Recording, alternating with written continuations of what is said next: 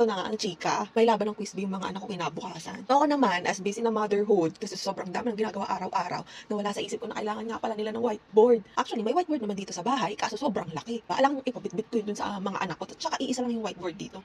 So, sabi ko dun sa mga anak ko, bumili dun sa tindahan na malapit sa amin, ng illustration board. Yung 1/8 lang, tapos i-cover ko siya ng plastic cover, kasi meron naman ako dito plastic cover. Cover ko siya, para yun na lang yung gamitin nila. Eh, ayun, ubos na daw. Eh, ano pa nga bang gagawin? Siyempre, as a mother na creative at may printing business, didiskartehan natin yan.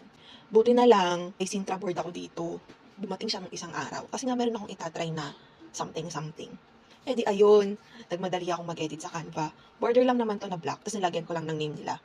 Oo nga pala, magkalaban ng mga anak ko, yung dalawang anak ko, grade 4 and grade 6. So ayun, save as PDF, then print ko na sa vinyl.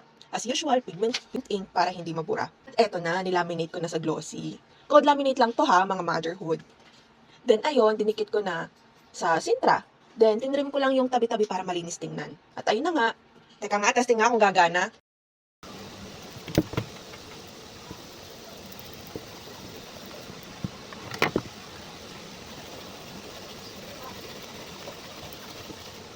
So, gumana. Eh di, ayun, may whiteboard na sila. Di pa ako nagastusan. Yun lang.